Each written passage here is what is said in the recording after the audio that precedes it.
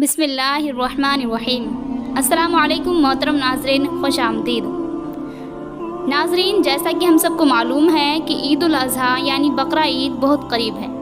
अब हम सब मुसलमान कुर्बानी के लिए फ़िक्रमंद हैं और कुर्बानी के इंतज़ामात करने में लगे हुए हैं, यानी बकरे और दूसरे जानवर देखने दिखाने का सिलसिला शुरू हो चुका है।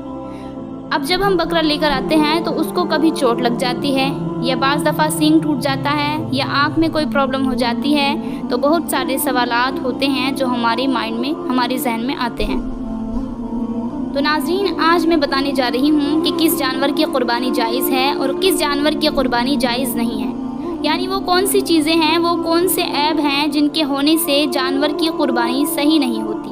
तो ये मसाइल हम सब लोगों के लिए जानना बहुत ज़रूरी होते हैं। तो आइए जानते हैं।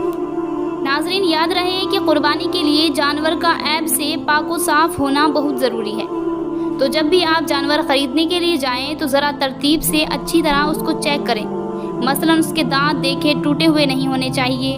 लेकिन अगर जानवर बहुत खूबसूरत है, अच्छा मोटा ताज़ा है, एक आध दांत उसका टूटा हुआ है तो चल जाएगा। खिलाफ सुन्नत कुर्बानी होगी, लेकिन बहरहाल कुर्बानी हो जाएगी। फ़ुक़हा ने फरमाया कि इतने दांत टूटे हुए हों कि खुद चारा ना चबा सकता हो तो उस जानवर की कुर्बानी नहीं होती, जिसका मतलब ये है कि एक दो दांत टूटे हुए हों तो कुर्बानी तो हो जाएगी, लेकिन खिलाफ सुन्नत होगी। तो कोशिश ये होनी चाहिए कि तमाम दांत मुकम्मल हो, लेकिन फिर भी अगर एक आध दांत टूटा हुआ है तो कोई बात नहीं। इसी तरह ज़बान को चेक करें, कटी हुई नहीं होनी चाहिए। और अगर किसी जानवर की आधी या आधी से ज़्यादा ज़बान कटी हुई है तो ऐसे जानवर की कुर्बानी जायज़ नहीं, और अगर आधे से कम कटी हुई है तो ऐसे जानवर की कुर्बानी जायज़ है। आँखों को चेक करें, दोनों आँखें बिल्कुल सही होनी चाहिए। अगर जानवर काना हो या एक आँख है एक नहीं या अंधा है तो उसकी कुर्बानी नहीं होगी। और कानों का मसला ये है कि अगर किसी जानवर की पैदाइशी कान ना हो तो ये एक ऐब है, उसकी कुर्बानी नहीं हो सकती। हाँ, कानों के बड़े या छोटे होने से कोई फ़र्क नहीं पड़ता।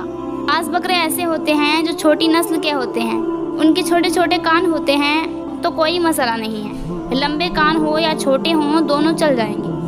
लेकिन मुकम्मल तौर पर अगर पैदाइशी तौर पर ही कान नहीं है तो फिर कुर्बानी नहीं होगी। और अगर कान हैं और कटे हुए हैं तो उसमें ये देखा जाएगा कि अगर कान इतना कटा हुआ है कि 1/3 यानी 1/3 या उससे ज़्यादा तो उसकी कुर्बानी जायज़ नहीं। मिसाल के तौर पर अगर 3 इंच का कान है और 1 इंच कटा हुआ है तो ये 1/3 1/3 कहलाएगा। और अगर उससे ज़्यादा कटा हुआ है तो उसकी कुर्बानी नहीं होगी, यानी अगर 1/3 या इससे ज़्यादा कान कटा हुआ है तो ऐसे जानवर की कुर्बानी जायज़ नहीं, और अगर उससे कम कटा हुआ है तो कुर्बानी जायज़ है। बाज़ औक़ात ऐसा होता है कि जानवर बहुत ही अच्छा होता है और थोड़ी बहुत कान में कुछ ख़राबी होती है, या जैसे रेवड़ के रेवड़ लेकर आते हैं तो बतौर निशानी बाज़ औक़ात कान में छोटा सा सुराख सा कर देते हैं तो उसकी कुर्बानी हो जाएगी, अगरचे खिलाफ सुन्नत है। मकरू कुर्बानी है, लेकिन वो कराहत इस कदर नहीं है कि बहुत ज़्यादा ख़राबी पैदा हो, तो ऐसे जानवर की कुर्बानी हो जाएगी। लेकिन ज़्यादा बेहतर यह है कि पूरा कान साबुत हो। उसके बाद सींग चेक करें। नाज़रीन, सींग में और कानों में एक बुनियादी फ़र्क ये है कि अगर पैदाइशी कान ना हो तो कुर्बानी नहीं होगी, लेकिन अगर पैदाइशी सींग ना हो तो कुर्बानी हो जाएगी। इसको ऐब नहीं शुमार किया गया, क्योंकि सींग एक इजाफी चीज़ है और कान बाकायदा जिस्म का एक उज़्व है, और ऐसा उज़्व है कि जिसकी वजह से हुस्न पैदा होता है और जानवर या इंसान मुकम्मल होता है। सींग एक इजाफी चीज़ शुमार की गई है तो वो गोया ज़ीनत के लिए है या ख़ास किसी ज़रूरत के लिए है। जैसे बाज़ जानवरों को अल्लाह ताला ने सींग दिए ताकि वो अपना दिफा कर सकें। तो हासिल कलाम ये है कि अगर पैदाइशी सींग ना हो तो कुर्बानी हो जाएगी। लेकिन अगर सींग टूट गया, मिसाल के तौर पर टूटा हुआ है, तो ये देखा जाएगा कि अगर जड़ से टूटा हुआ है तो फिर उसकी कुर्बानी नहीं हो सकती, चाहे एक ही सींग टूटा हो। हाँ, अगर जड़ से नहीं टूटा, ऊपर से टूटा है तो उसकी कुर्बानी हो जाएगी, मगर खिलाफ सुन्नत होगी। तो बाज़ औक़ात लोग ऐसा करते हैं कि जानवर का सींग काट कर ऊपर से उसको घिस देते हैं और गोल कर देते हैं, तो ऐसे जानवर की कुर्बानी हो जाती है। और ऐसे जानवर बकसरत मंडी में आए हुए होते हैं, खुसूसन गाय वगैरह जो हैं वो इस तरह की होती हैं, तो उनकी कुर्बानी हो जाती है, लेकिन खिलाफ सुन्नत होगी। अब बात करते हैं पैर की। और अगर जानवर ऐसा लंगड़ा है जो चलते वक्त पाँव ज़मीन पर बिल्कुल ना रखता हो, यानी अगर किसी जानवर के पैर में ऐसी तकलीफ़ है کہ وہ پیر بالکل بھی زمین پر نہیں رکھ سکتا، اس پیر کا بالکل بھی یوز نہیں کرتا، تو اس جانور کی قربانی جائز نہیں ہوگی۔ اور اگر وہ پیر کا کچھ سہارا لیتا ہو تو ایسے جانور کی قربانی جائز ہے۔ اور اگر کسی جانور کا پاؤں کٹ گیا یا بالکل الگ ہو گیا تو ایسے جانور کی قربانی جائز نہیں ہے۔ اب آئیے دم کے بارے میں جانتے ہیں۔ اگر کسی جانور کی دم یعنی پونچھ تہائی حصے سے کم کٹی ہوئی ہے تو قربانی جائز ہے، اور اگر جانور کی دم تہائی یا تہائی سے زیادہ کٹی ہوئی ہے تو ایسے جانور کی قربانی جائز نہیں۔